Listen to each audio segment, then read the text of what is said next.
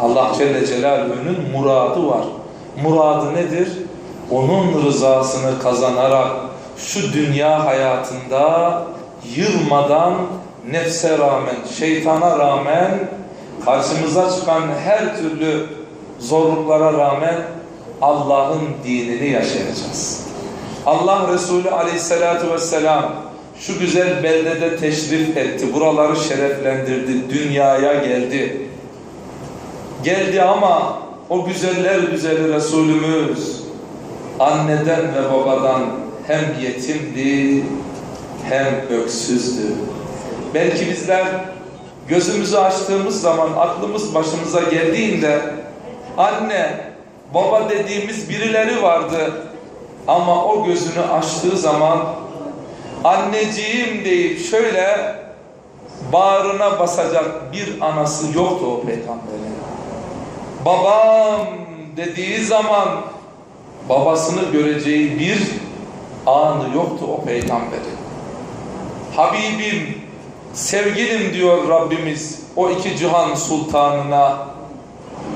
Ama o iki cihan sultanı çileler çekti.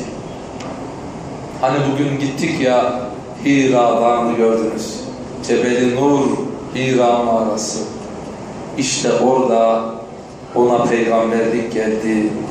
Ve öyle bir titreyişle o dağdan inerek evine geldi ki, işte peygamberlik geldi.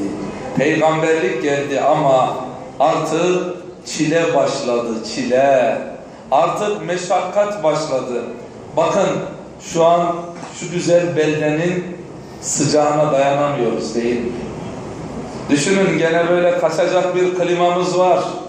Klimaların altında serinliyorsunuz.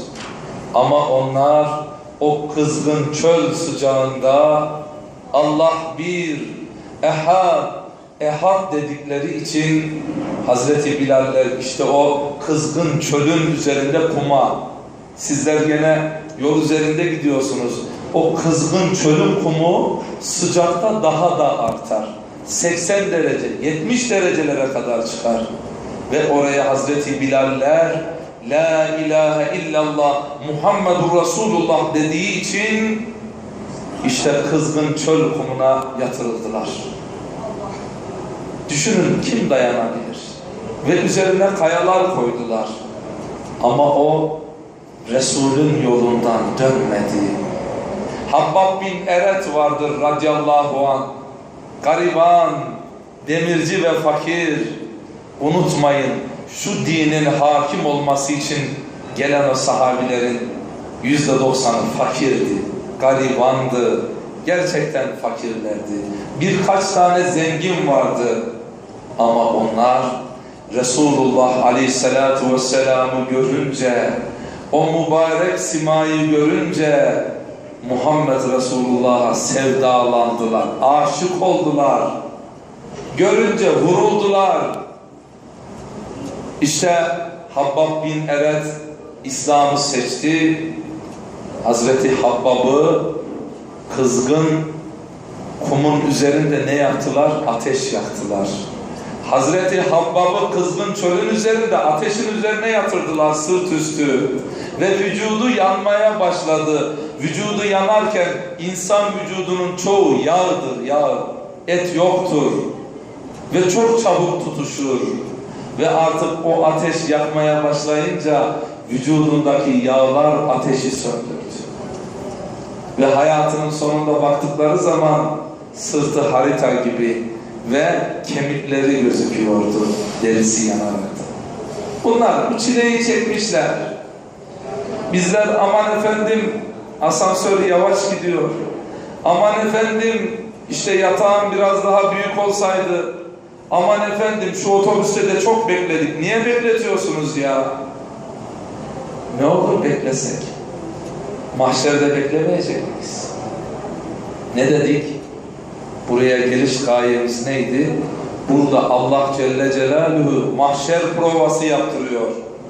Hani üzerimize ihramlarımızı giydik, 2 parça bez var üzerimizde. Zengin de fakir de aynı. Aynı bezi üzerinde örtüyor. Zenginin örtüsü ayrı değil, fakirin örtüsü ayrı değil. Aynıyız burada, hep beraberiz. ne kadar Allah'a yakınsan, ne kadar Allah'ın dinini yaşıyorsan o kadar Allah'tan torpillisin. Tolerans mı istiyorsun, torpil mi istiyorsun? Sen Allah'a yakın olmaya bak. Kır nefsinin inadını.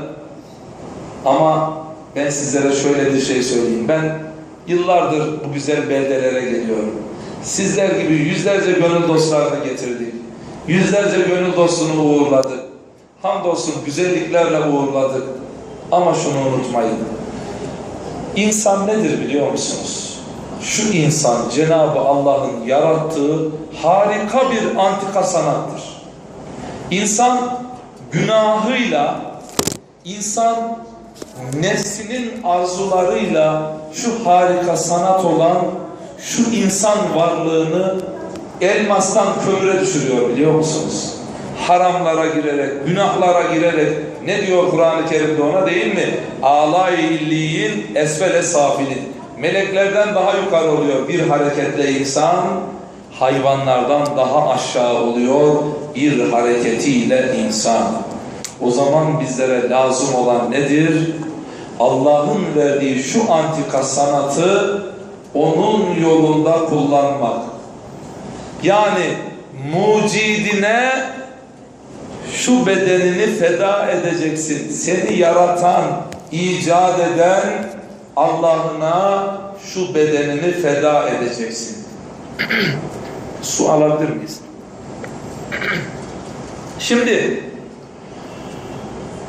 bize örnek kim var? Muhammed Resulullah Aleyhisselatü Vesselam. Ona tabi olan kimler var? Sahabe-i kiramlar değil mi? Niçin bunları Rabbimiz gönderdi? Ey insanlar! Örnek istiyor musunuz? Habibime bakın. Gene örnek istiyor musunuz? Ona tabi olan ashabına bakın. Ama sizlere bir şey söyleyeyim. Şu nefis var ya, şu insanı rezil eden de nefis, vezil eden de nefis. Şu nefis ne yapıyor biliyor musunuz? Allah'ın verdiği o güzel sanatların hepsinin üzerine böyle örtü veriyor. Hani kül var değil mi? Altta da kor var. Ona bir körük lazım. Körüğe bastığınız zaman kor ortaya çıkar, küller kaybolur gider. Şimdi şu Mekke-i Mükerreme'nin özelliği şudur. Burası antikacılar çarşısıdır. Buralar kömürcü dükkanı değil. Burası kömürcüler çarşısı değil.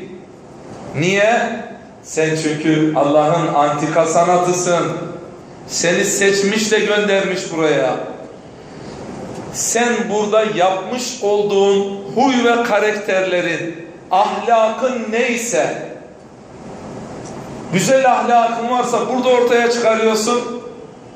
Kötü ahlakın varsa, huyun varsa onu da burada sergiliyorsun. Yani toplumda baktığın zaman adamın huyu kötüdür. Adam o huyunun kötülüğünü burada daha fazlasıyla gösteriyor. Memleketinde göstermediği kötü huyunu burada daha fazlasıyla gösteriyor. Adamda çok güzel huy var, çok güzel ahlak var. Geliyor o huyunu da burada gösteriyor. Ama burası sabır yeri. Bakın şurada herkes farklı şehirlerden. Herkes, burada kimse akraba değil.